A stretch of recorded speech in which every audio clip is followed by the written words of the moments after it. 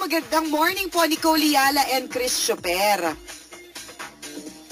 Hingi lang po sana ako ng advice. Sasabihin ko ba sa auntie ko na nanonood ng porn site ang anak niya? Thanks and more power sa tambalan. Galing kay Nilo ng Cebu. Unang-una, siyempre, hindi pinopromote ng tambalan yung porn. Of course, diba? Pero kung meron pong nag-o-open ng porn dito, nakikinood po kami.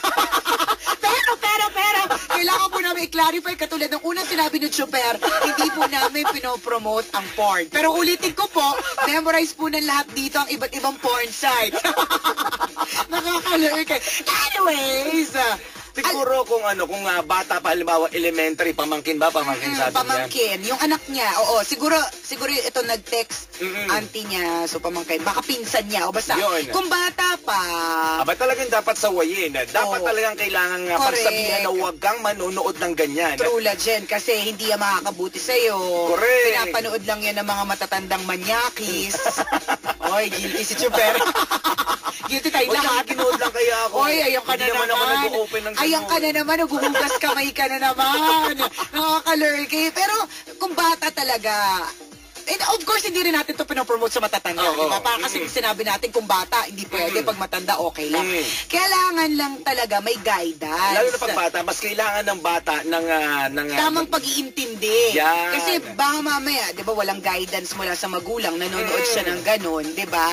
Iisipin niya, normal na ginagawa yan sa mga kalaro. Correct. Di ba, makita mo.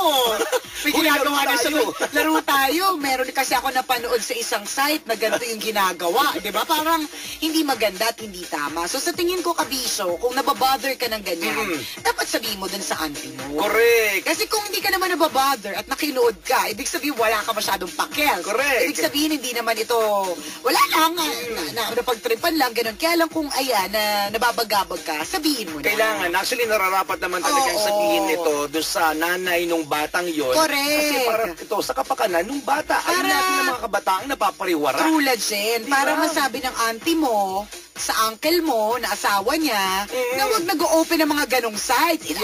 Lalong-lalo na kung isa lang ang ginagamit yung computer sa bahay. Alam mo, minsan ito, paalala sa mga magulang. Siyempre, huwag naman po kayo mag-deny. Nanonood naman po kayo talaga ng mga ganyan. Correct.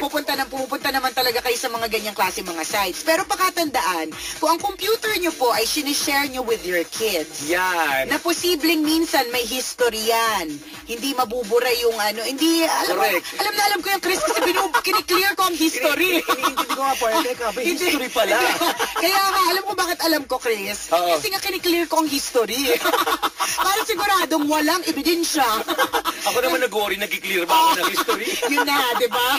Ikaw pa man din, Kabisyo Chris Choper. Maiwan. Oo, maiwan ka. Minsan nakikita ko yung mga naiiwan mo dito, ino-open mo mga sites dito sa computer natin. Di ba, tandaan, if it's a shared computer, ibig sabihin yan, makikita yan ng mga iba pa na gagamit ng computer na yan. So, kailangan, kung may bata sa paligid, kailangan i-close ang dapat i-close, wag buksan ang dapat hindi buksan at makita ng mga bata. Ayan. Kung nakita nyo, halimbawa, may mga ganun talaga minsan sasabihin, ay, hindi naman sinasadya, na-open, na-click lang. Alam mo, nako, Kabisyo, tapos sasabihin, ay, virus, utot mo, alam nyo po, hindi nag-appear yung mga, alam mo, ito na-realize ko, Kabisyo Chris Choper, kapag halimbawa yung email mo, nagsisend ng, di ba, minsan may mga spam.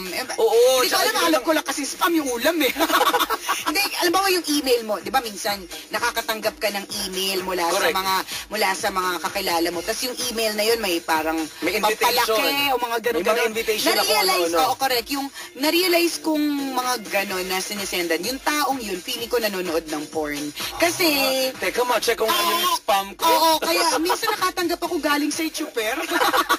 Feeling ko lang, kasi hindi ka naman magsisend ng ganun. Correct. Kung yung computer mo ay hindi napunta sa kahit anong site na kailangan mag-enter ng email address. Parang mga ganun-ganun channeling. Kasi di ba nakakapagtaka nga minsan, kunyari, pag nag-open po tayo ng email, check natin kahit sa inbox na pupunta rin yan eh. Tapos, pero mas madalas ito sa spam. Check nyo, may akala natin virus, tapos may mga nag-i-invite sa atin. Na mga, come on, sweat it out, and touch me. And look at it's so big. Mga ganun siya. Ngayon, pag na-click nyo po yun, ililink niya kayo sa dun isang sa site na yun. Oo. Tapos ang hindi nyo po alam, pag click nyo po nun, automatic, nagsisend ka rin ng mga email Sa mga friends mo, lahat ng nasa address book mo. Kaya naniniwala ko na lahat ng mga nagsisend ng ganun kasi meron silang clinic na site. Di ba? Kaya wag So lumalabas ito, parang inaamin natin, parang ako-confirm na nag-o-open din tayo ng ganyan kasi alam natin. Hindi. Ang sa ating Christopher, information dissemination. Okay. Nagbibigay tayo ng dagdag kaalaman. Hindi naman ibig sabihin na porke alam natin, ginagawa natin.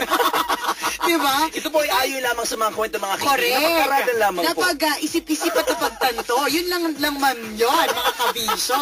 Hindi, pero sa True Lalo, pag ganito na lang, pag may bata po sa bahay, siguraduhin niyo po yung laptop niya sa kanya lang. O kaya, basta huwag kayo mag-open ng mga sites na pwede niya makita. Correct. Kasi, ang mga bata ngayon matatalino. Pansinin mo mga bata, mas magaling pa gumamit ng iPad kaysa sa atin. Yung mga 2 years old, 1, 2, 3, hindi mo maintindihan kung paano siya nakakaintindi ng buffering. Di ba yung mga ganun? So, ibig sabihin, Samantala yung buffering natin, ito lang college ko nga naintindihan. Ano ka ba, nung nagtatrabaho na ako, saka ko lang naintindihan yung buffering na yun. Hindi, di ba? Pero ibig sabihin, matalino yung mga bata ngayon. Correct. Madali na sila makakapunta dun sa mga sites na pinuntahan mo. Kailangan talaga ng matinding guidance, strict anong tawag dito, parental guidance. Striktong patnubay at gabay. Ng mga magulang ang kailangan kahit sabihing nasa internet. Again, natutuwa ako doon sa mga magulang talagang hindi inaalaw yung mga bata nila na gumamit ng internet basta-basta. Kailangan talaga may oras at kailangan talaga nandun yung mga magulang nila para tingnan kung ano yung mga site na ino-open ng anak nila. At saka naniniwala, tama ka dyan, Kabisyo Christopher, naniniwala din ako, lalo na kunyari, on school days, di ba, hindi allowed na mag-computer, not unless only for homework. Yan. For research. Halimbawa. Tapos magbabantay yung magulang kung ano talaga nire-research mo. Yan. Kasi mahirap, daming windows na minimize. Di ba? Yung pala, kapag maximize mo ang window na yon, alam na. Yung mga nakabuyang yan, hindi mo maintindihan kung ano itsura. Wala dyan, may mga naka-expose, may mga basa. Basta yung mga ganon. Tandaan na, pag may bata, kailangang maging careful. Yan, kailangan na matinding patnubay ng magulang. Corrected by. Yan ang tamang diskarte. Correct. Para masigurado.